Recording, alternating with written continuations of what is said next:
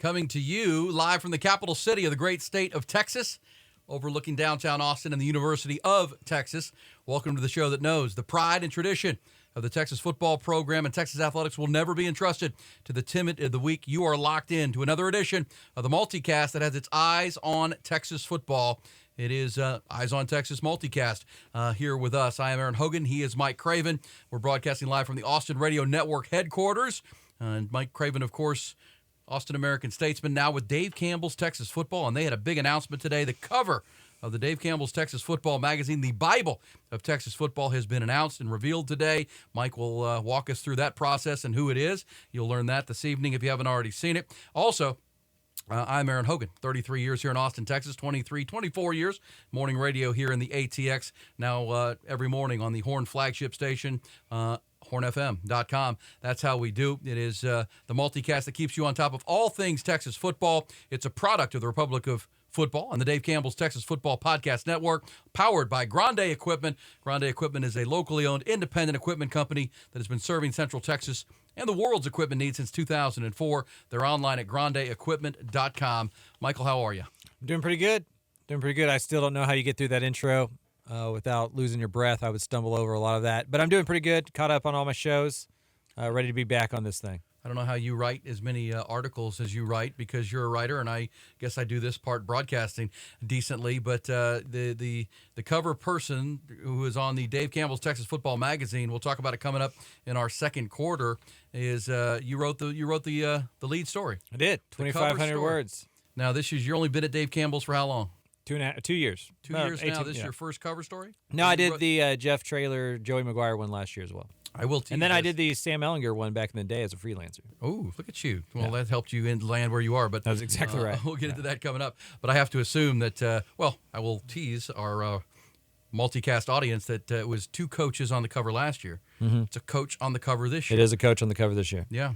So that's how we do it, and that's how we will get it rolling. Quarters, we break our multicast into 4 quarters, powered by Grande Equipment. We also appreciate all of our founding sponsors and partners. We're going to meet one of our partners and underwriters tonight in our halftime segment coming up. But in quarter 1 tonight, we'll recap the big developments since our last multicast. We took a month off, like the Texas football team, when the spring game wrapped up. We did one last episode to wrap it and put it in a bow, and now we enjoyed May, not doing a podcast. Wasn't a lot to talk about in that realm, but we'll recap several of the big developments that did fall within the Texas program, including the hiring of 3 new big-name coaches who are coming on board with the titles of special advisor to the head coach. We'll also, in our second quarter, recap last week's SEC meetings in Florida, where looks like an 8-game schedule, at least in year 1, when the Longhorns finish up in the Big 12 and move to the SEC. We'll certainly discuss the ramifications of that. As we said, Mike will also in quarter 2 reveal the cover person for this year's Dave Campbell's Texas Football magazine. Quarter 3 is Spicy Hot Takes time, brought to you by the On Point Spice Company. We'll debate several of the big college football conversations that are going on this spring and into the summer. There's some good ones, too. Also in quarter 4, to wrap things up tonight, and today we will introduce you to the summer enrollees that have joined the Longhorns for summer workouts, the true freshmen, and a couple of potential big-time portal additions for the Longhorns that you need to know are on campus, joining the 13 early enrollees and the portal players that came in back in January. So that's how it's go. Mike, developments from, let's start our first quarter. Let's launch the first quarter of our multicast. And it's been a pretty newsworthy 40 days or so since we did our last podcast on the 40 acres. I know in college basketball, we've been following Rodney Terry to building his first roster. The return of Dylan DeSue, Tyrese Hunter's coming back, tested the NBA draft waters. Dylan Mitchell did the same. He's coming back too. Also 4 big transfers, so that's looking good. Texas baseball team has advanced to the Super Regional round again. That's 13 times in 16 years. We're recording this multicast on a Monday night, which means the Aggies and Stanford are playing right now to determine who the Longhorns will play in the Super Regional round. Who are we rooting for, Mike? Who are we rooting for? Aggies? Anybody rooting for the Aggies? I made the argument this morning on the show that got to root for the Aggies. I mean, I do an Aggie podcast, so you're not going to get me on record saying I'm rooting for Stanford. Well, the Longhorns could still host. There's a myriad of things that go into the committee selecting the host. They can't host if Stanford goes. If Stanford wins, you're going to Palo Alto. We talked about this in basketball, right? As a casual observer, as an outside force, I root for Texas and Texas A&M to play in something every single week on television. I will watch it. Yeah, I will certainly dive in. I just think it would be great to have Texas and Texas A&M to go to Omaha. Of course, the Aggies ended the Longhorn season last year in Omaha. Right. In their 0-2 performance there. Longhorn fans would like to get a little comeuppance on that deal. But, you could have to go to Olsen Field or Bluebell Field or whatever they call it down there in College Station, which would be quite rowdy. But I think Stanford's a better team than A&M, and I think the fact that you still have an outside shot to host the event, the Super Regional here in Austin, both schools have submitted bids. The committee will decide after tonight's game if the Aggies win. So I would root for the Aggies tonight. But, I will say this on record, Palo Alto better than College Station. Oh. Well, yeah, the Aggie fans that have made the trip out to that part of the world, that's a clash of cultures. Yeah. That's a clash of cultures. The Birkenstock crowd and the Aggie crowd. Wow. Coming together. We are all one. That's what it's all about right there. But, yeah, that's going on tonight. Also, that Stanford, realm is pretty interesting because the Texas Athletic Department as a whole closing in their third straight Directors' Cup crown, the compilation of all the points throughout the year for championships and Big 12 championships or conference championships. Longhorns have a chance to win that again for the third straight year. Stanford won it 25 years running. Texas has a chance to win that, and that Stanford-Texas baseball thing becomes a very big pivot point to who wins that. But even though they took the month off in May, Texas football, Steve Sarkisian, they've been fairly busy. I know Sark, along with Chris Del Conte and several of the other Texas coaches, Rodney Terry, embarked on the Texas Fight barnstorming tour around Central Texas, meeting with alumni and fans and donors in San Antonio, the Metroplex, and Houston. Not much real news made on those trips, but Sark did reiterate that Quinn Ewers is the starting quarterback, Mike. That's not a surprise. And as you wrote about on Dave Campbell's Texas Football, he didn't back down one iota on the expectations for this year's team. They're all in. It's all gas. No excuses. Let's go get this thing.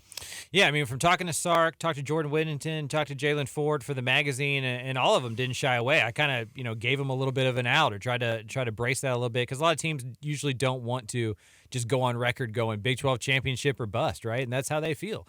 I remember watching that Texas team that left the Southwest Conference with the conference title, and I think they want to, repeat that same thing. And you need that kind of momentum going into the SEC. This thing gets really weird if it's 7-5 or 8-4 and it's disappointing again. But if it's 9-3, 10-2, 11-1 with a conference title, at least a conference championship appearance, I think then you feel pretty good about what Texas looks like going into the SEC. I agree. And Sark is confident. Sark is feeling like he's got a team that can do a lot of things he wants to do. The conference is wide open. Still many non-believers out there, which is fair based on the performance and what Texas has put on the board in the last 10 years or so and all the times it felt like we're back or they're back, and they weren't. But this team feels like there's a lot of substance to it, and when he traveled around to the different parts of the state, there was a lot of confidence, and that's a good thing for sure. But here's the biggest development that has come since our last multicast, Mike, I think.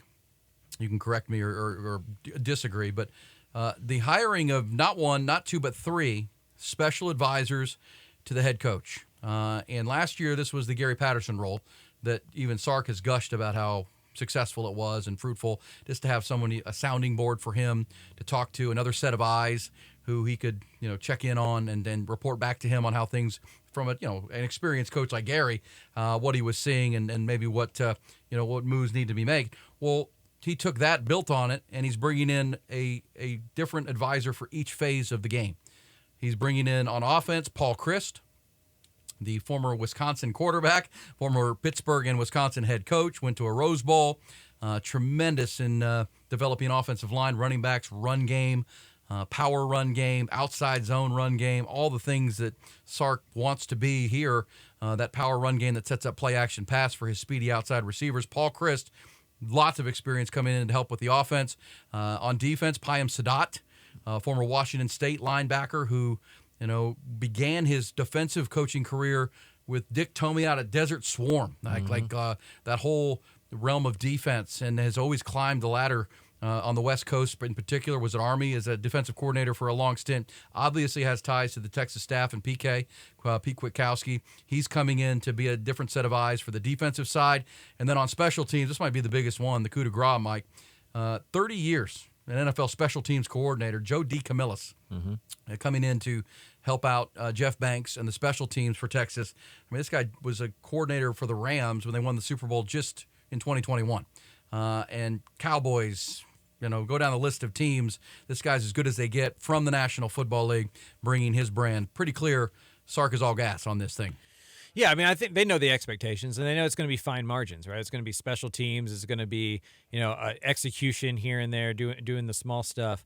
One of the things we've seen over in college football over this last decade is this explosion of staff. We've seen it in the SEC. You look at Florida's team picture, and it's just absurd. There's as many guys in khaki pants and polos as there is in uniforms, and it helps. It helps you self-scout. I'm sure Sark can look at a guy at Paul Chryst and go like, hey, if you're playing our defense, what are you calling? What are you looking at? What are you doing? Stuff that you just don't have time to do. Sark's in front of media for 5 hours a week. He's practicing. He's doing a bunch of stuff. Any more people that you can have come in with expertise who have done it at the highest level is a good thing, right? I mean, if you can have 25, 30 of those guys, you would. And so you lose a former head coach in Gary Patterson. I think he wanted to replace that with somebody with that same experience. Yeah, Paul Chryst and then Joe DeCamillis and Payam Sadat are coming in. And you said it, and you've been around the state. You cover these teams. Not every program you cover can afford analysts, because they make $25,000, $30,000 a year. They've all made a lot of money in their careers, but this is an opportunity for them. Gosh, it's how Sark got back into coaching when he hit his low mark after the USC situation. It was Nick Saban that threw him a lifeline and brought him in as an offensive advisor. He rose to offensive coordinator and off to do great things where he is now. And so you can see Paul Chryst kind of thinking the same thing. But in these roles, you just said it, right? I mean, coaches day to day, there are 10 that can recruit, that are on the sidelines, that are coaching positions, including Sark. And their day-to-day gets pretty monotonous. Their week-to-week during a football season gets pretty locked in to the next opponent, the game plan.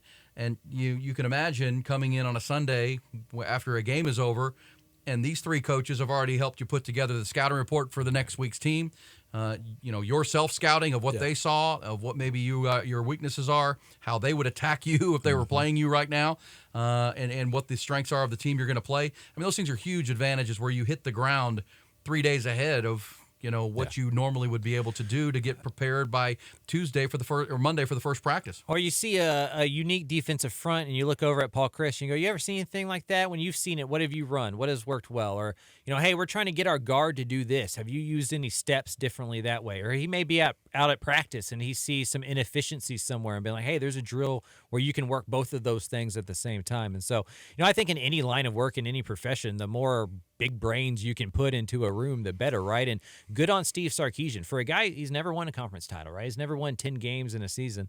I think he's been confident enough in himself, despite that, to surround himself with some dudes that could be intimidating if you weren't confident in your ability to do the job. A's hire A's, right? That's the old phrase. A's hire A's, B's hire C's, because they're scared that C or the A would take his job. I thought I think, not to bash on Tom Herman, but I thought Tom Herman's coaching hires a lot of times were scared hires. They weren't hiring the best. There's someone he could control or he knew. Steve Sarkisian looks like a guy that's going to hire the best. And when you come from Nick Saban, where, he's the best that's ever done it maybe, and he's willing to hire guys like that and bring them in, that's just, it's humility, but it's just, this is what we need to win at the highest levels. This is the edge we can get. If it's one play, if it's one special teams concept that Joe DeCamillis brings to this team that blocks a big punt in an Oklahoma game, or something that Jeff Banks leans on in that realm. Because special teams, this is the exciting thing for me as a fan, if you're observing this, is Paul Chryst, that's a great hire. Yeah, it's right down Sark's line of thinking of how he wants to run his team. I don't know a lot about Payam Sadat, I'll be honest about you, but obviously Pete Kwiatkowski and that staff that have so many West Coast and great Northwest ties certainly have a good relationship with him. So that seems to make sense as they're trying to maximize their defense and continue the improvement. But Joe DeCamillis, this guy's won Super Bowls. This guy's been around, and special teams coaches are interesting because they coach the whole roster, right? They don't just coach offense or defense. They work with offensive players. They work with defensive players. And that's why you've seen in the NFL guys like John Harbaugh become NFL head coaches, because they're not specializing. They coach people, and they build teams and unity. And that's what you hear about Joe DeCamillis. Just players all love him. But, man, the uniqueness in which he coaches special teams. And as this team builds depth, Mike, and as to the recruiting classes, and when the more talented you are, the more good players you can put on those special teams. And that can change games. You said when the margins are thin and it's going to be a play here or there or a big moment, special teams can change it. We saw Texas when they were at their best under Mac Brown in the 2000s, how many times did a block punt or a return game or something on the special teams unit win the football game? That's how you win 11 or 12 football games. You got to find those ways to not just win the game, but then separate. A close game becomes a 2-score game because you blocked a punt or returned something. No doubt. No doubt. And as you know, against Alabama, against Georgia, against LSU, against Tennessee, like as you move into that next phase of football, where every week is going to be a gauntlet eventually, special teams becomes more important than ever. And Frank, a lot of these coaches don't know a ton about special teams, right? Like they're doing a bunch of other stuff. Like I remember on the recruiting trail, you'd go to a high school, like I'd go to Lake Travis to do an interview on Dicker. And Hank Carter would be like, he's somewhere doing something, and I don't think a lot of them know a bunch about that kind of stuff. So anybody you can add in there, and then in the return game, they're starting to recruit at a level where you have some guys back, where you should start getting some real points from your special teams. It's going to be exciting to watch. Yeah, and it's also taking a page from his days at Alabama, where the Heisman Trophy winner Devontae Smith is returning punts and covering punts at Alabama. Best players played because it's the third phase and it's an important phase. And if you're trying to win a championship, it can be the difference in winning and losing football games. And I'll say this: Jeff Banks is considered one of the better special teams coaches because not every program in the country has a special teams coordinator. They kind of ham and egg it and split it up. And Jeff Banks is seen as one of the best, but he's also recruiting, also coaching tight ends. Guaranteed, Joe DeCamillis knows a lot more about special teams coaching than Jeff Banks does. Yeah, because he's done it every day his whole life for 30 years. Yeah. I mean, and at the highest level with the best athletes. So that can't be anything but a good move by Sark and the Longhorns. Also, one other note that happened in May as we recap what's happened since we've last did this Eyes on Texas multicast.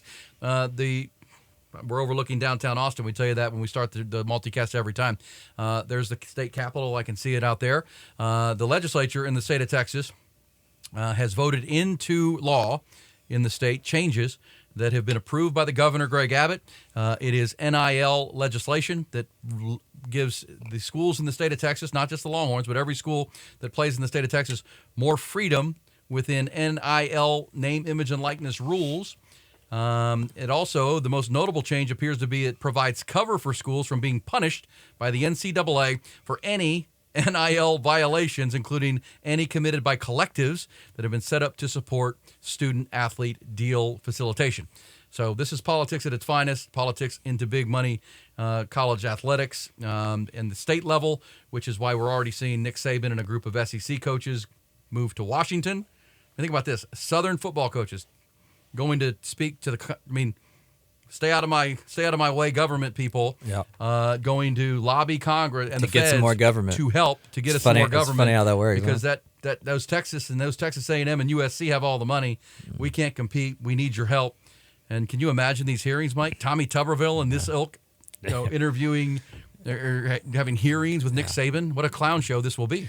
I mean, it's just about time that somebody's going to help Nick Saban and listen to his story and give him the advantages that he so desperately needed to win football games. To me, that I have a hard time taking a lot of this stuff seriously, right? Because I covered recruiting for long enough to know that NIL didn't start 2 years ago. Right. You know what I mean?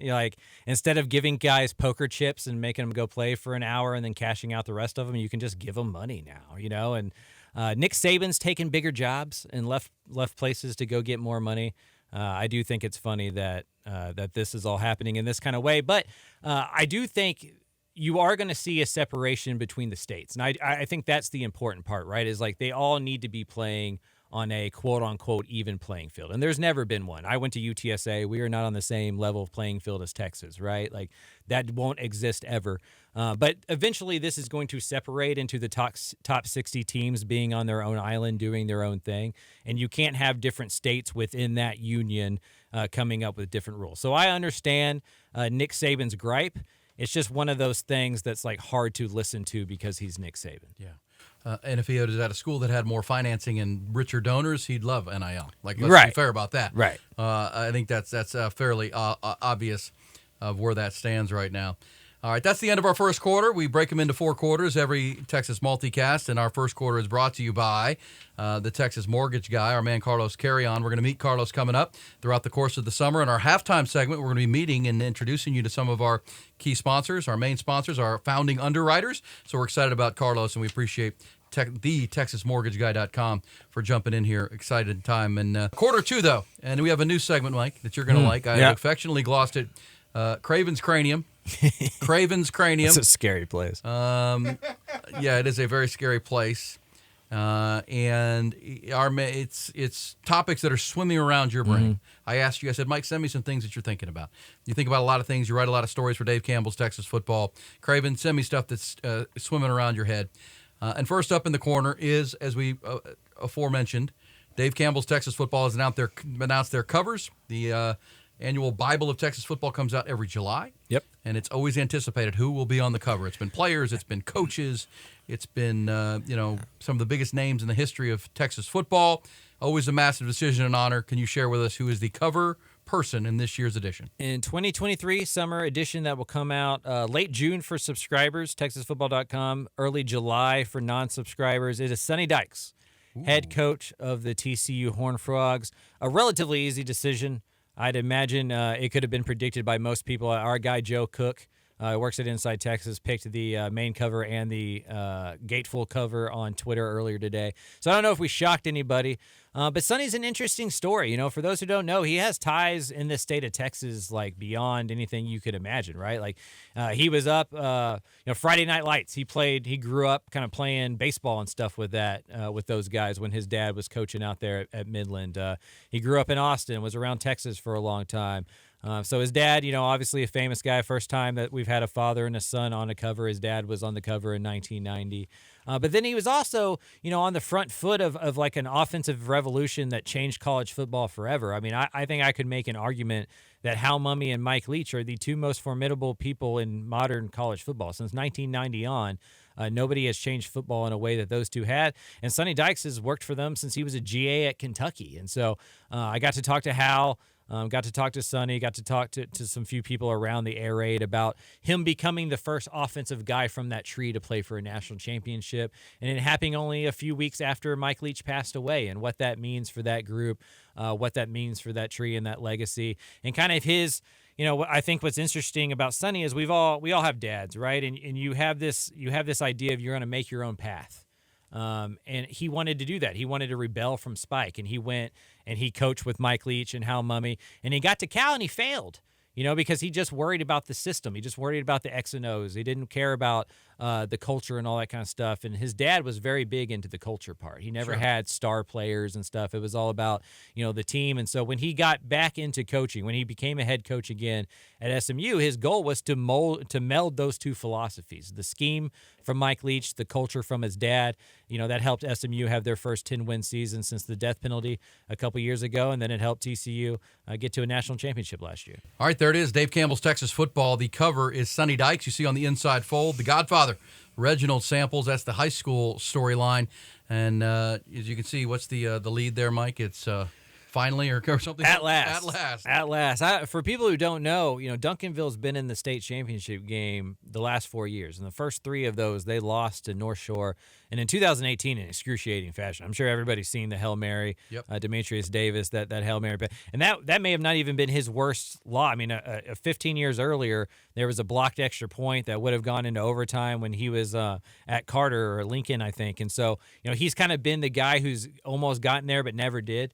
And so for him to finally get over the hump, and I think it's safe to say every black coach you can think of in this state that's been predominant has a tie back to Reginald Samples and what he's done in DISD, Jason Todd at South Oak Cliff, and obviously what they've been able to do, Claude Mathis at DeSoto. Even Coach Finner here at LBJ used to coach with Coach Samples and stuff. So those ties go everywhere, and it was cool to see him finally get over the hump. Certainly was, and certainly a great thing to see there. Can't wait to read those stories. Mike Craven, Dave Campbell's Texas Football lead writer on that story and all the work. Of course, high school football, Bible, and then great stuff covering the 13 now Division I programs playing Division I football in the state of Texas. And why not Sonny Dykes? I don't think you'll get much pushback on why Sonny Dykes. I mean, it's went to the national championship game last year, and year one. I love your story of failing to come back and get this team. You can't fail if you don't try, and you do it your way. And the fact that Cal, it was probably a conflict, but I loved that insight. Can't wait to read that story in Craven's cranium here, or Craven's corner. We like it a lot. Also, the other thing bouncing around your head right now is the meetings in Destin last week, the SEC meetings. The decision made, at least for 2024, that the schedule in the SEC will be 8 games, not 9. That's where the SEC has been. The conventional wisdom and the thought, maybe for most fans and people like me on the radio, was, well, they'll go to 9 games. They'll go to 9 games. That's Texas and Oklahoma wouldn't be going if they weren't going to go to 9 games. That's part of the deal. But at least for year one, the presidents and chancellors of the SEC voted 14-0, like it wasn't close, to keep it at 8 games for 2024. Remember, Greg Sankey, the commissioner of the SEC, went to Destin where they had those meetings last week with a 9-point plan and 9 reasons why they should go to 9 games. Now, he didn't convince anybody, but I think he convinced enough people that in the future they will, but at least for this first year, they're going to stick at 8 games. What's bouncing around Craven's cranium when it comes to the schedule? Yeah, this is just a money grab, right? I think ESPN was probably under that same illusion, right? That like, oh, yeah, they'll go to 9 games, no big deal, and it wasn't in the contract. And the SEC has figured out a way to stay in the news cycle for 365 days out of the year and to always be a talking point. And, for them, I think for a lot of schools like Vanderbilt, some of the lesser schools, right, why give up an easy game to win, for a conference game that you may not lose unless you're going to pay me some money. And so, I think eventually they go to the 9 game. In 2025, they'll go to the 9 game, and it'll be the 3-6 model. And they'll just make sure all 3 of those schools will be in this 8-game schedule. So for Texas, if their 3 games are Arkansas, A&M, Oklahoma, in 2024, they will play all 3 of those teams, and then in 2025, that will become their 3 permanent. So I don't think we'll lose any of the big rivalries. LSU and Alabama are going to play. We won't lose any of those secondary rivalries. They're just going to kick the can down the road until ESPN can give them a raise. Because as a media person, right, ESPN's in the middle of layoffs right now. And so if you're ESPN, you cannot be laying off your $40,000 a year underwriters while giving the SEC $50 million more at the same time, right? And so they'll handle it this year. They'll go to 8 games, and the next year, when it's not so much of a PR hit, they'll give them $50 million extra, and we'll move on with our lives. Agreed. That was my sense on the radio too, talking about this very same thing. We'll go to 9 when you pay for it. We're still lagging behind the Big Ten when it comes to the full dollar amount and the media rights. We're the king of the castle because we're the SEC. We need to get there. And ESPN, I think you're right, was thinking, wait a second, I thought that was part of this whole deal. Right. We orchestrated Texas and Oklahoma into your conference, and now you're going to stick at 8. Now we need to get to 9, and you're right. They said we need to pay for it. Also in Craven's cranium, our second quarter here on the Eyes on Texas multicast. You and I have kicked this around. We've talked so glowingly about this Texas football team for our first 2 months of episodes. A lot to like about the team, a lot of strengths. What are your biggest concerns, your areas of concern for 2023 when it comes to Longhorn football? Honestly, it's quarterback. Really, and it's not talent at quarterback, right? I mean, we all saw the spring game. Quinn Ewers has all the talent in the world. Malik Murphy is excellent, right? Probably turned down 6 figures to go start at an SEC school next year. Arch Manning's going to be really good. But Quinn Ewers has such an interesting story to me. As a true freshman at Ohio State, didn't really take any snaps, never threw a pass, right? He skipped his senior year of high school to be there. His junior year of high school hurt for half of the year.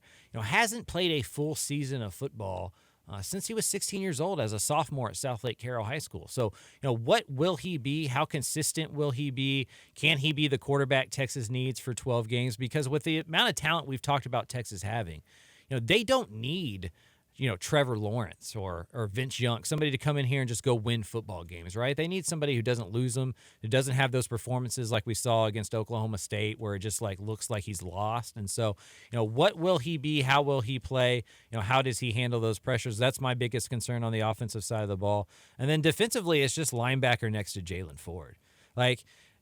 If you are counting on Jalen Ford to replace the production of DeMarvion Overshown or just keep his production from last year, you have to replace Overshown's production. And is that Anthony Hill? Is that David? Who is that? Who is that going to be? And so, is it Binda? Is it somebody that hasn't, emerged yet, right? And so Jalen Ford playing really well last year unlocked that defense. He became a superstar, had all of those stats, probably should have been Big 12 Defensive Player of the Year. Well, he's going to be the dude now. That's going to be the expectation. How do you produce? How do you come up with the production elsewhere? I think Anthony Hill's going to be really good, but he hadn't played true linebacker in a long time. He was as much of a running back at Denton Ryan as anything. And so that's the concern spot for me on defense is just line at the second level. Yeah, agreed. And we talked a bit ago about Payam Sadat coming in as an advisor to the defensive side. He kind of specializes in that positionless football concept. A linebacker coach and defensive coach by trade. Came from that Desert Swarm with Dick Tomey and, following that model. Yeah, they're going to have to put some uneven pieces in some places, and that's where Anthony Hill, with just his raw athleticism, let him rush the passer. Yeah. I mean, don't overthink the game. His athletic, you saw in the spring game, he just blew up things and let him go wreck things until he learns and then play linebacker at the college level. And then the big one I didn't mention is just how they handle the expectations. Sure. Like, when is the last time Texas handled those well, right? And we're going into the season where, if you look on paper, they should be favored in 11 out of 12 games. At worst, 10 out of 12 games. But Texas is better than the teams that they're playing a lot of times, and they haven't fulfilled that promise in a long time. It does feel different. They feel experienced, and they feel like they have leadership in spots that they haven't, mainly the offensive line, defensive line. That's where your toughness comes from, right, is those big guys. So it does feel like a team that maybe is poised to do something different.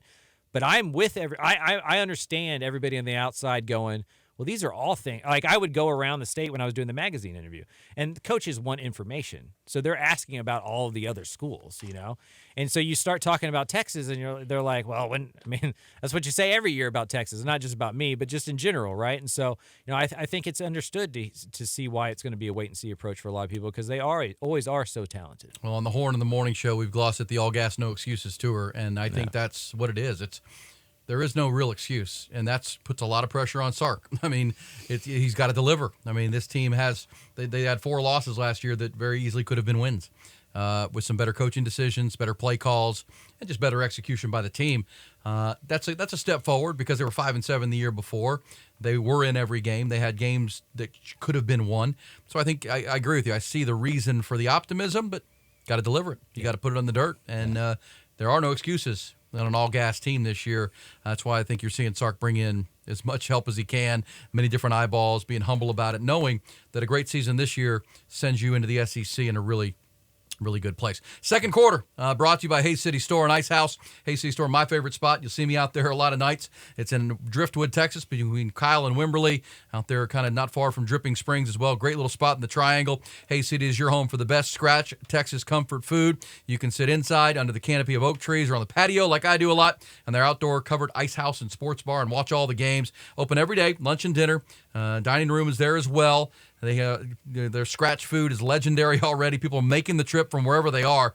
Wood-fired pizzas, house-ground burgers. The chicken fried steak is the best you'll find in a lot of counties in Texas, I can promise you. Not to mention the truck stop enchiladas, a full bar with over 53 beers on tap, and so much more. It's on FM 150 between Kyle, Wimberley, and Driftwood. Hayes City Store and Ice House. Check out their complete mouth-watering menu online at HayesCityStoreTX.com. That's HayesCityStoreTX.com. And remember, also live music, 6 or 7 nights a week out there on the big stage under the canopy of oak trees at Hayes City Store. And also, please check out Travis and Tamara's new upscale spot in charming downtown Buda. In addition to Hayes City, they brought online Taste on Main. If you love steaks and seafood and oysters and great seafood, get in there. It's a wonderful new choice. That is in Buda on Main Street. Appreciate Travis and Tamara for being an underwriter and a partner here on the Eyes on Texas multicast. All right, the Eyes on Texas multicast rolls on. We'll get to our third quarter coming up. That'll be our spicy hot takes, brought to you by the On Point Spice Company, which we'll look forward to. Also, our fourth quarter will introduce you to some of the new Longhorns that are rolling in here this summer, the freshmen that weren't here early, and some portal prospects. But it's time for halftime. It's powered by One Source Gas of Central Texas.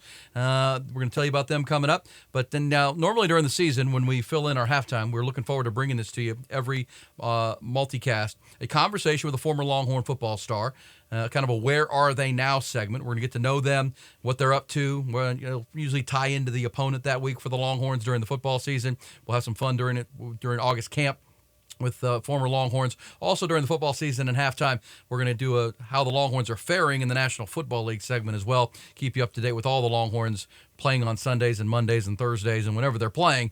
That'll be fun to keep up with Bijan Robinson and Roshan Johnson, and then all the former Longhorns that are still getting it done in the National Football League. But we thought through June and July in the summer, it'd be great to let you, our multicast audience, meet and get to know our underwriting sponsors and partners, and excited to bring in our first underwriter. He actually was the first one, reached out to me and said, man, I want to be a part of the multicast. Love what you're doing with Eyes on Texas and Mike Craven and Dave Campbell's Texas Football. My good friend Carlos Carrion, the Texas Mortgage Guy at thetexasmortgageguy.com. How are you? Good. Thanks for having me. And glad to be a sponsor. What do you think how this operation operates? It is a lot going on. I had no idea. Very amazed. Well, we got good people making it happen, good information to get it out there. That's why it's a multicast. We want to be on YouTube. We want to be on Spotify and iTunes and a lot of things you got to do if you're going to do cameras and the recording and sync it all up. But our team is tremendous. But you're tremendous as well. You're a lifelong Austinite. Went to Travis High School. Yes, sir. Travis High School, graduated 2004, and then St. Edward's right after. Now, so you went to Travis. You were not far from St. Edward's University, where I went. Right down the street. Remain right down the street. So you're a hilltopper, looking down on the University of Texas from the hilltop, but a lifelong Texas fan as well, in addition to getting a great education at St. Ed's. Yes. I can tell you my first ever UT football game, Phil Dawson. Game-winning field goal. Virginia. Into the wind, yes. You know, I was a student at St. Edward's at the time, and I was standing under that goalpost. I was doing an internship with Mike Barnes and the team at KVU 24 because I was going to St. Ed's. I knew I wanted to do sports radio, but at the time there really wasn't sports radio. So, parents are like, "What are you doing? There's not sports radio. What are you majoring in?" So I did a newspaper internship. I did KVU 24 with Mike Barnes, and that fall we were on the sidelines, and I was carrying cords and doing whatever you had to do for KVU 24, and I stood there and watched that thing barely creep over into the wind as Texas beat Virginia. So that was your first Texas football game. Yep. What is your fondest Texas sports memory, live or on TV? I think, in person, I think the craziest game that I was ever at was Texas versus Notre Dame. I believe Bouchel started the game. Was that the Tyrone Swoops? The 18-wheeler package? Overtime. Oh, it was Texas great. is back. Yeah. And then Joe Tessitore bringing the hyperbole as only Joe Tessitore can. This past year was my first, can I still call it Red River Shootout? Because I believe. That was your first one? Yes, this was my first one. So 49-0, all the OU now fans. You have to go every year. Oh, yeah. TexasMortgageGuy.com is going to be the donut.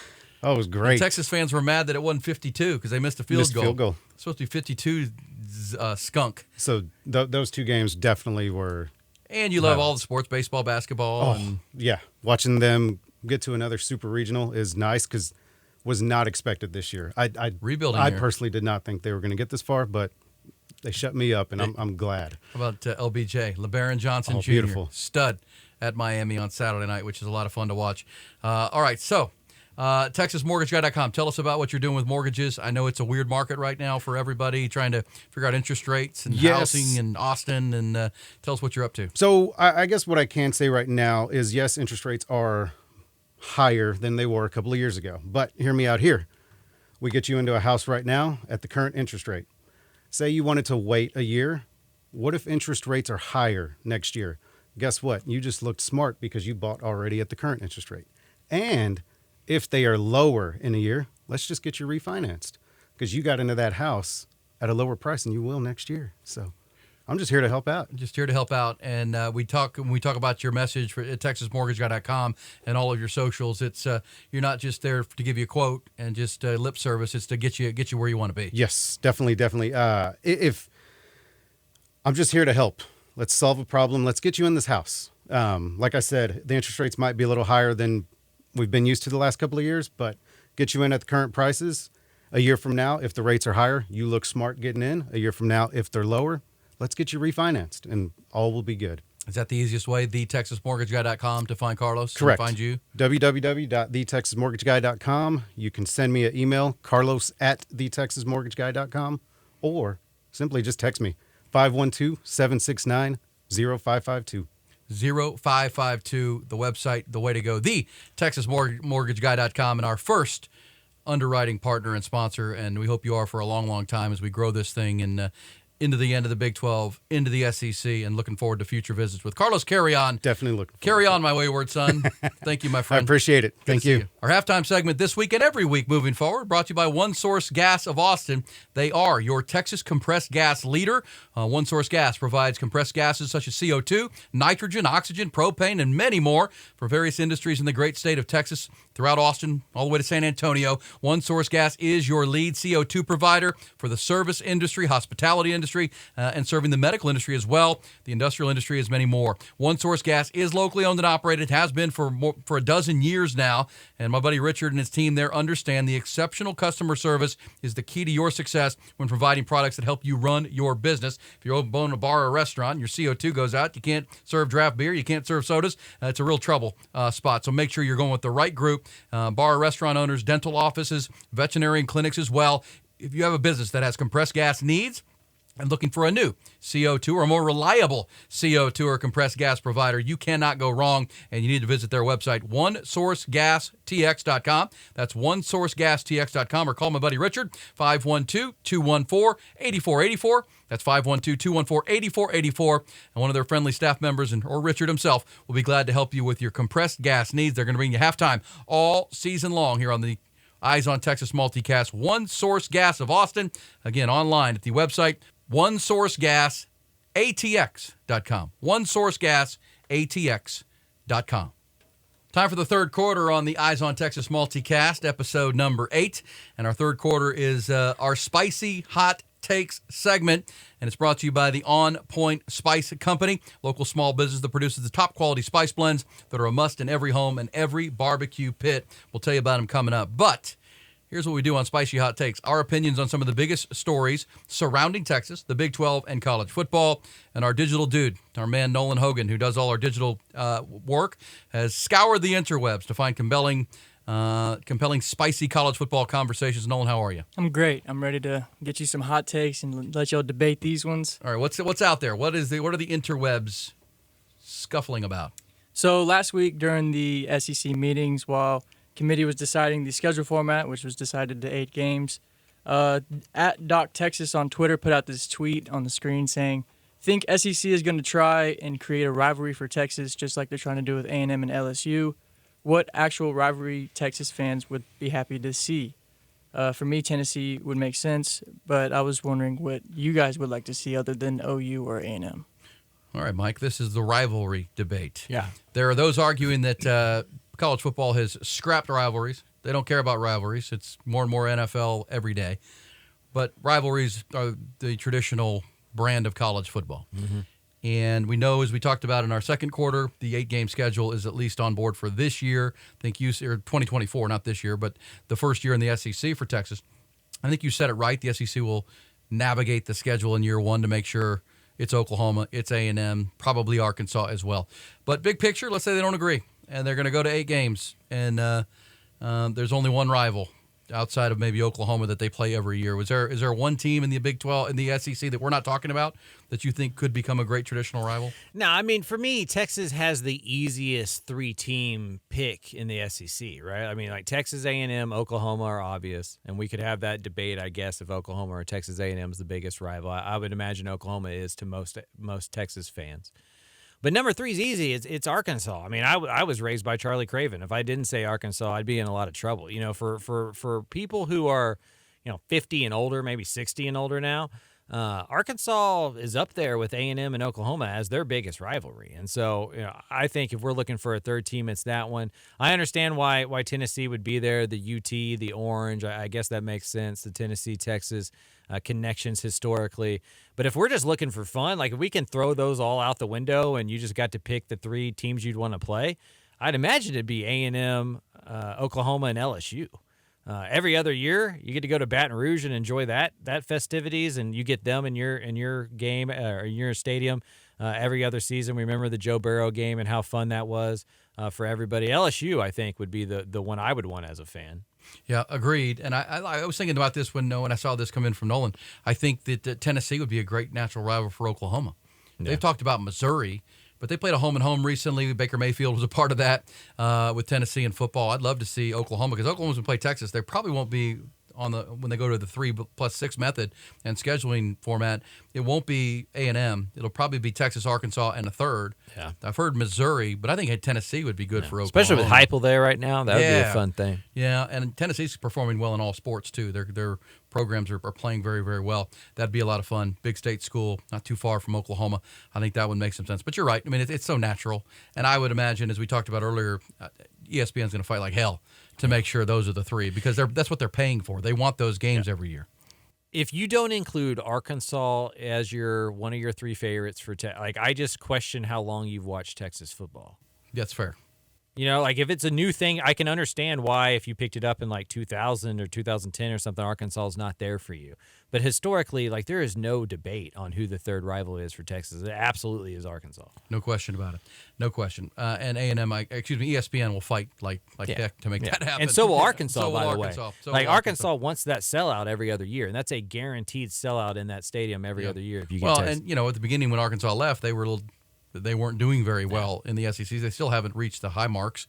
Neither is A&M, and that's why we'll see if Texas can when they get there and where they slot in. But either way, those rivalries are whatever. And it's not just in football. Well, football drives it and everything. But man, the baseball rivalries, the basketball, Stroll and Nolan days back in the 90s in basketball with Texas and Arkansas, that needs to return.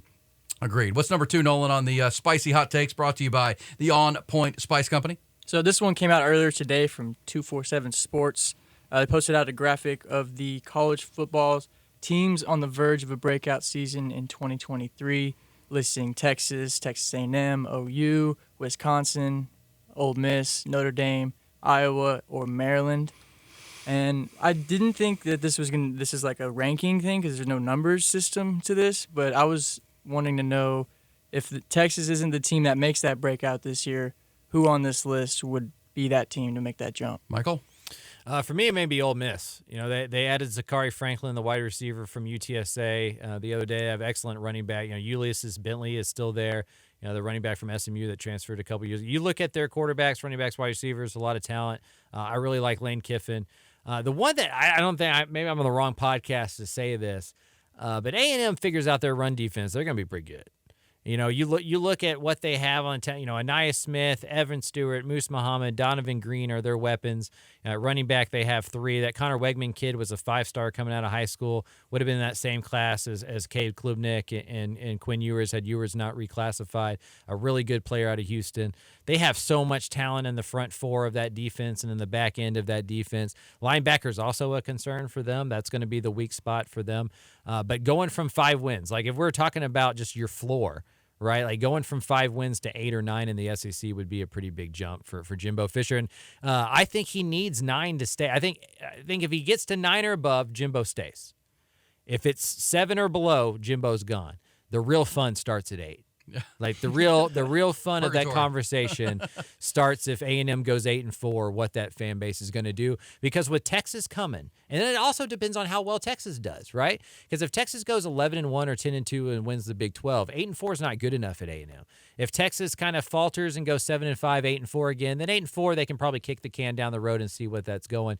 But if you're A&M, you're just like Texas. You're positioning yourself for that 2024 game. That's going to be the biggest game in program history for Texas A&M, right? Like that's going to be a big. They've been ramping up for this for 12 years now. And it's probably going to be in College Station. A fun topic is like where they would have it if not in College Station, because it can't be in Austin, right? No. But I do think A&M is up for one of those big years because of the talent they have, and if they not, Texas is going to see a different coach on the other end of the sideline in 2024. A&M, I like that, and the Jimbo Fisher must prove it year. I like Bobby Petrino. Like give me Bobby Petrino, we're going to score 40 points. I wouldn't let him watch my kids or right. No. But call my football plays. But call him football plays. He's pretty good. Yeah. And how those two get along will be really intriguing down at College Station, without a doubt. I'd say this, Nolan, to the question. I think Notre Dame's interesting. I like Marcus Freeman. I like the talent that they've added. They've got some speed on the outside. I think they might be one more year away from where they're going to be at their best because they're recruiting very well. But they didn't mention Florida State on that list. I think Florida State. That's what I was thinking too. Is a team that can become kind of like Texas. They parallel Texas, that they've been sleeping giant for a while. Certainly at the end of Jimbo, and now Mike Norvell. Is this the year that in an ACC that feels like it's there to be had? Clemson slipped a little bit. Miami, North Carolina. Is this the year Florida State steps back into the national stage? That's the team I would put out there. Last one in our spicy hot takes, brought to you by On Point Spice Company. This one comes from The Athletic, college football athletic, with Stuart Mandel and Bruce Feldman. Put out this article early this morning, about maybe at noon. And it was the tier list of 5 tiers of the quarterbacks in college football. Tier 1 being Caleb Williams and Caleb Williams only. Tier 1 is one player. Yeah. Tier 2 being Drake May, Michael Penix Jr. That's Tier 2. Tier 3 gets a little bigger. Bo Nix, J.J. McCarthy, Jaden Daniels at LSU, Frank Harris, UTSA. Meep. Tier 4, Sam Hartman, Dylan Gabriel, Tanner Mordecai, Jalen Daniels, Tualia Tagovailoa at Maryland. Yep. Cam Rising in there as well. And Cam Rising. And then Former as we Texas get Longhorn. down to Tier 5, we see our boy Quinn Ewers down here with Joe Milton from Tennessee, Will Howard, Spencer Rattler, Jackson Dart. And I was wanting to put the question out there, do you think this ranking is fair, or do you think he deserves to be top Tier 4? Can I take the first answer there, Michael? Yeah, go. Because it's brought to you by On Point Spice. I think it's on point. I don't have any disagreement with it. Quinn Ewers, you said earlier, has to prove it. I mean, he's got to prove what he is. He's a 5-star. He's shown the ability. The first half he was having against Alabama was legendary, but boy, he looked very pedestrian at times last year too. And I'll give him credit that was a young quarterback who missed 5 games with injury. Teams kind of figured him out a little bit, and he was learning the game. But I thought, Michael, you had a great point with, he hasn't played a full season of college or football, period, since he's 16 years old, playing high school football at South Lake Carroll. The Ohio State year, the injuries, senior year, the injury, this year at Texas, this past season. I think that's right where he needs to be because, I don't think that's a slam. Joe Milton played an unbelievable bowl game. He could be really good at Tennessee, replacing Hendon Hooker. Will Howard at Kansas State was really good at the end of last year. I don't think they're saying that he's not a good player, but can he prove it over a 12-game season that he's a championship quarterback and join those tiers? I mean, Drake May is getting a lot of love because the NFL loves him, but he hasn't done a lot as far as skins on the wall yet. That might be a little high for him. Mike, what do you make of the quarterback tiers? I think I have more problem with who's up in Tier 4 more so than Quinn being in Tier 5. Like I don't know what Jalen Daniels at Kansas has done that some of that separates him from a Quinn Ewers or a Will Howard or even a Jackson Dart. But yeah, I mean I think Quinn's one of those guys that has all the talent in the world. He can make all the throws. There's a reason he was rated as a perfect quarterback recruit coming out of high school. But he's got to do it, and I think for Quinn it's not about it's about progressions, right? Like that's the story with Quinn. Like, if Quinn can get better at going from read 2 to read 3, he's going to be an all Big 12 quarterback, and he's going to be a top, 20 pick in the NFL draft. If he continues to struggle with that, we may be talking about, if he's trying to stay for another year to figure that out and how that lock jams, the quarterback room or whatever. But for me, Quinn Ewers is as talented as anybody on that list, not named Caleb Williams. Yeah.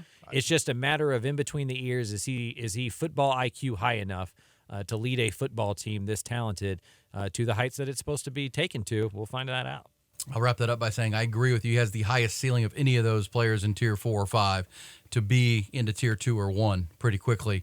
And I think Sark is a huge part of this, and bringing in Paul Chryst as an advisor. They're going to create mismatches, and all it really, if you go back to when Mac Jones was quarterbacking at Alabama with Sark, Mac's job was just to find the mismatch. Yep. Like we have so much talent on this field. Where is our best receiver, one of our best weapons versus your third or fourth corner? We're going to beat that. And that makes it pretty simple on a quarterback, especially if you establish a running game, especially if you have play action to do it.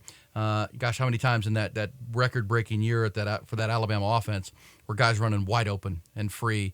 And Mac Jones' job was pretty darn easy, find the open man. And I think Quinn Ewers can do that at a more elite level arm strength-wise and stretching the field-wise than even Mac Jones did. But as you said, that's yet to be seen. Yeah. It's got to be proven. There's a lot we like about the Texas team. We can see it, but can they put it on the field and make it happen? Quinn is a huge part of that. And he's been a 2-read quarterback his entire career. And, that works 8 games out of the year. You're going to face 3 or 4 defenses that can match up with you a little bit and cause you some issues. They're going to show you something that you weren't seeing or that the sideline isn't going to help you out with, right? You got to figure that out on your own. He hasn't shown the ability to do that on the fly yet. He didn't do it against Westlake when he was at Southlake. You go back and watch that tape, a similar thing. You figure out where he wants to put the ball. You put a guy there and you see if he'll see him. And he didn't then. He didn't a lot of times last year in his 10 starts, and we'll see if he figures that out going into year 2 as a starting quarterback at the college level. And you would expect him to make that jump going into year 2 as a starting quarterback. And that, my friends, is a Mike Craven hot take right there. Hot take. Yeah. Spicy hot take brought to you by On Point Spice Company. That'll wrap up our third quarter. On Spice, you probably haven't heard of them, but you need to. They're a local small business that's just growing, coming online. They produce top-quality spice blends that are a must in every home. I promise you, once you add this to your shelf, you'll get rid of all the other spices. You'll also, if you're a barbecuer and loves to smoke meat, their second, the AR Barbecue Pitmaster Rub, is the last one you'll need there, too. Their top shelf steak and more from On Point is the last steak seasoning you'll ever need. It's phenomenal on fillets, ribeyes, sirloins, T-bones, whatever cut of meat you're going to go with. Also fantastic on veggies when you're looking for some kick on those vegetables that you love so much on the grill or in the oven or in a pan. And as I mentioned, that AR Barbecue Pitmaster Rub has been developed by a grand champion pit boss and has been 20-plus years in the making. And now you can add it, after 2 decades of work, into your spice rack and outdoor kitchen and ready to go. It's incredible on your brisket, chicken, pork shoulder, whatever meat you're smoking, it's going to be the go-to. And here's a pro tip. That AR Barbecue Pitmaster turns out to be quite amazing on the rim of your favorite Bloody Mary after a long night of smoking or after a good time on a Sunday. You're looking for it. Get it. The pro tip is there. Get you some today. OnPointSpices.com. They got a great little website there. OnPointSpices.com. I had my props last week when we did this, and I didn't bring them because we weren't using them at the house. I got to get some more and bring them back in here. James and the team, Adrian, have to get me some more. It is really good. OnPointSpices.com. That's OnPointSpices.com. Bringing you our third quarter and our hot, spicy college football takes. All right, Mr. Craven, let's wrap this thing up with our fourth quarter. Episode 8. It's good to be back. Good to be doing this thing. Good to be back. I know next week you're going to be on vacation. We got to get back into podcast shape. Yeah, we do. We got some. We won't see him. Griffin's going to fix everything. We're going to be good. But I just mean I'm fading. You know, I know it's 9. It's after 9. It's after 9 now. The fourth quarter, and Mike, you're going to be on vacation next week, so we're going to have a fill-in host in the whole bit. We're going to have guests and everything. You're going to Tennessee. I'm going to Tennessee. Great Smoky National Not Nashville. Park. You're not going to go do the bachelorette party scene in Nashville. Nashville's not for me. Nashville's not for me. I like the chicken. It's a pretty city. It reminds me of Austin 30 years ago, to be honest with you. But I enjoy more getting to like Gatlinburg, getting in those areas. Chattanooga. It's a very pretty place for people who haven't gone there. My family is originally from Tennessee. The Craven family came to Leander in the 1850s from Tennessee, from the Knoxville area. So we're gonna go out there, hang out there, scratch off another national park. I'm on a quest to knock out all 63. So I'm How many have you been to? This will be like 22 or 23 or something like that. That's wonderful. Well, national parks are like we don't need to get on a tangent here, but there's nobody out there and there's no cell service, so it's really the perfect place in the world. Perfect for you, Mike. Yeah, it's absolutely. Don't like crowds. Yeah, 100%. Nashville downtown on Broadway, probably not for you. Oh, man, awful. That's a Dante Inferno level of hell right there. I need to get you up on one of those the buses where they've ripped the roof off and all the ladies are up there ripping their tops off. I mean, it's some kind of party. Well, you had that part's party okay. buses. Come on now. I'm just not a huge crowd guy. I get you. That's why you should be out in the Great Smoky Mountains. All right, fourth quarter. Now, we wanted to introduce you to some players that are rolling in here. We know we covered with our previous 7 episodes through spring, the 13 early enrollees, the portal players that were already here, and there were plenty of them, but there's a group that are rolling in here to start with the summer workouts. And I want to roll through some of these with you, Mike, and get your thoughts. Thumbnail. Not all of them from the state of Texas, but do your best. Maybe the biggest name is the 5-star safety Derek Williams out of New Iberia, Louisiana. He's 4-star in some places, but 5-star in others. Another high-level safety prospect rolling in here to Texas. He was one of those 3 big commitments from the state of Louisiana. Arch Manning, his teammate Will Randall, who we'll talk about coming up, and Derek Williams, impact safety. Yeah, I don't know if Texas fans are going to enjoy the comparison, but he reminds me of B.J. Foster, just in terms of just like size, frame, physicality. Like he's going to come hit you. Like he's not scared to hit you. You know, B.J. suffered through some injuries. I mean, I don't think he can still raise his right arm above his shoulder. So he had some issues in his career that stopped him from achieving his upside. But Williams is a guy that can move around. He can cover everywhere. I mean, he's a 4-star, 5-star player for a reason. A big-time player that usually ends up in LSU secondary. So for Texas to get him down here, that's a good thing. That's a big sign. Yeah. Terry Joseph, the secondary coach, cornerbacks coach, he and Blake Gideon did a great job on that get. And, got Jalen Cattle on there. The depth at that position is good, but this is the future. Last year they brought in the kid that was a 5-star or 4-star kid out of the Metroplex at safety, correct? BJ Allen. Yep. I mean, they're stockpiling some really good players. Derek Williams is on board, New Iberia, Louisiana. Aldine Eisenhower, wide receiver, Ryan Niblett. This is speed and quickness. Is that what we're going with? Fast, like all gas. 10.58 and 10.58 in the 100 meters as a sophomore. He's, Sark loves big humans and speed, and Ryan Niblett fits that. Any comp to him or somebody that reminds you of a little bit, maybe? No, maybe like a Devin Duvernay, something like that. Just like very big top end speed. He's a slot receiver size, but he can get over the top of a defense so much that you could play him on the outside. But if you go back to those Alabama teams, right, where they could like play paper rock scissors on the sideline to see who got to be the end around guy, that's what Texas is trying to build here. Where they have Cook, where they have those guys that are interchangeable that can line up at X, Y, or Z, and you can do whatever you want with them. Waco Connolly athlete Jelani McDonald. What do we know about him? He's out of the Waco area, one of the later commitments, but another one of those athletes that you just like to have in your roster and find where they flourish. I do wonder where he's going to wind up. Like if I think defense is the quicker route to the football. If he could grow into that off-ball linebacker type guy, like that a Maurice Blackwell or somebody was coming into, I think that would be his long-term position. But he's so explosive, I wouldn't be surprised if he's stuck on offense as well. What about Red Oak safety Warren Robertson?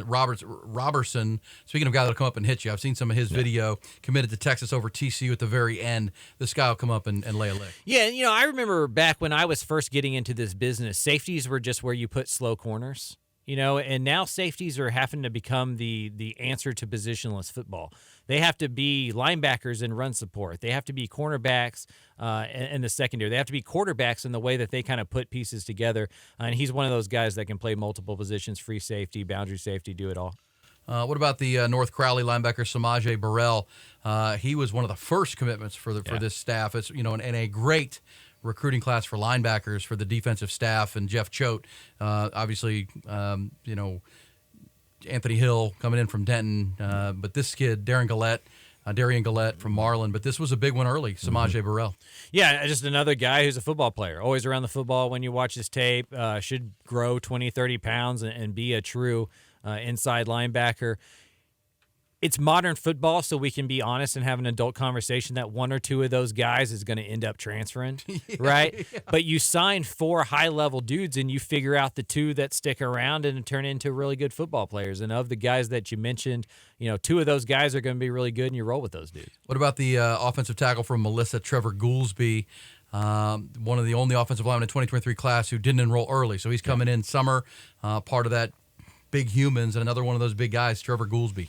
Yeah, Greg Powers is who does our recruiting at Dave Campbell's, and he really loves his kid's footwork and just his ability to work into that frame. Not quite big enough to walk in and play yet, but Texas has gotten into this enviable position of you don't need Kelvin Banks to walk in and start 13 games anymore, right? Like they have 7, 8 deep on the offensive line. He'll be able to develop, and if he can add muscle and frame to that, he's got potential because of his athleticism. Yeah, he'll roll in, and then we saw him win a state championship with Jonte Cook. DeSoto running back Trey Wisner, really good player.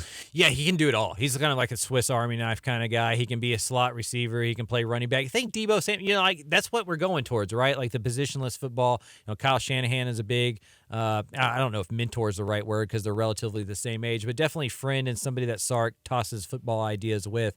He's one of those guys that can play all those multiple positions. Yeah, and Savion Red, Keelan Robinson already kind of filling that role. They do a lot of different things. Trey Wisner, a really talented player as they beat Vandergrift for that state championship. What about South Oak Cliff edge Billy Walton? Was an Oklahoma State commitment. Longhorns are looking for edge pressure. This is another guy from that South Dallas pipeline that's starting to roll in here. Yeah, it's Chris Gilbert maybe doesn't get enough credit that he deserves. He's now the tight end coach at North Texas, but they did so well he was a former Lancaster coach up there. They did so well in that little triangle down there of DeSoto, Cedar Hill, Duncanville, South Oak Cliff.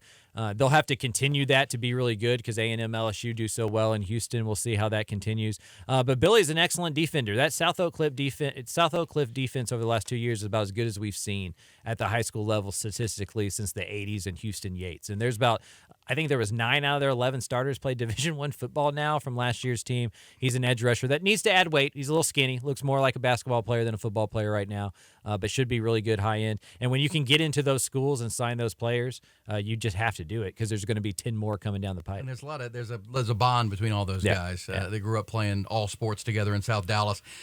In his senior year at Oak Cliff, 32 tackles for loss, 18 sacks, big-time player. A couple of tight ends coming in, modern day out of California, tight end Spencer Shannon. We mentioned the Isidore Newman tight end, Will Randall, teammate of Arch Manning. Always good to have a colleague with your franchise quarterback potentially. That's always a good thing. And 2 portal players that are coming in you need to know about. Minnesota, from the University of Minnesota, Trill Carter, kid out of the state of Georgia, who I really like this pickup for Texas on the defensive front, where you're losing Keandre Coburn and you lost Moro Ojimo to the draft. This is a guy that, got nearly like 480 snaps last year playing defensive tackle at Minnesota, was an honorable mention All Big Ten player, just high motor guy. High motor, never slows down. Will be put in that rotation at defensive tackle where you can't have enough fresh bodies for Bo Davis. Yeah, and he's not going to light up the stat sheet. He's not somebody that's going to get a lot of tackles for loss, not getting a lot of sacks, but he's going to take the blocks on that allow Jalen Ford, that allow David Benda, that allow Anthony Hill to go make those plays. And let's not forget about the last one, the punter Ryan Sanborn, who was not here for the winter or for the winter workouts and spring practice, but this is a 4-year player at Stanford. Kicks, kind of Cameron Dicker of Stanford. He punted, he kicked off, he made field goals. And, we talk about special teams. Joe D. Camillus coming in as advisor to Jeff Banks. That is huge to have somebody that you can rely on to serve all those roles, to shore up the punting game, maybe your kicking game, maybe your kickoff game. Well, even with the changed rules, so Ryan Sanborn, punters don't get a lot of love, but 4-year starter at Stanford. Probably a pretty smart kid, too. Probably a pretty smart kid. I'm glad we've gotten to where we call kickers and specialty players by their name again. That's exactly right. Yeah, Tom Herman. Thank you very much. Yeah. That was a little insulting. That was a weird flex. It's just Tom. And they're like the 2 best players at their position in the NFL, too. Like they weren't like average. Like, this is the greatest punter of all time. All right, Michael, that's going to wrap up our 4th quarter. We'll say goodbye here in a minute. Let me tell you that our entire program and podcast, multicast, powered by our friends, our title sponsor at Grande Equipment, Wes Murray and Weston Murray, locally owned and operated independent heavy equipment dealer based right here in Central Texas. Wes is a great friend. His son, Weston, they run the show. Incredible team. They've been serving Central Texas and the great state and the world's equipment needs for nearly 20 years now. Their attention to detail and total commitment to your project, timeline, and budget unmatched in the industry, I can promise you. That's why they've grown like they have. As my man Wes likes to say, they're small and nimble, but they play in the big leagues without a doubt because they're independent. They don't have to lock into one brand or manufacturer. They can get you what you need, whether you're a wholesaler, a dealer, or just looking for a project at the lease or wherever you're doing it. Grande has one of the largest rental fleets of major brand equipment as well in the industry. More than anything, they're a small but nimble company that plays big time because of the consistency they deliver and the relationships they build every single time. Grande Equipment now has a renewable energy sector as well, supporting solar energy projects all over the country. They succeed in finding equipment that others cannot. Please, for any project, large, small, or massive, discover them. Begin building your relationship today with our multicast title sponsor at grandeequipment.com. That's where you can find them. Website, grandeequipment.com. They are the best. Michael, thank you, my friend. Been fun, been good. Another episode in the books. Thanks to all of our presenting sponsors, including our man Carlos Carrion, thetexasmortgageguy.com, the On Point Spice Company, One Source Gas of Austin, tremendous as well. Bringing it to you in Hayes City Store and Ice House, ready to serve you and your family with that scratch-made Texas comfort food. Sounds good about right now. Mike, enjoy Tennessee. Absolutely. Appreciate it. Thank you to Nolan Hogan, our digital dude. Thank you to Griffin Hogan, our executive producer as well. Thank you to Carlos Carrion for dropping by. That is another edition of the multicast that has its eyes on Texas football, powered by Grande Equipment.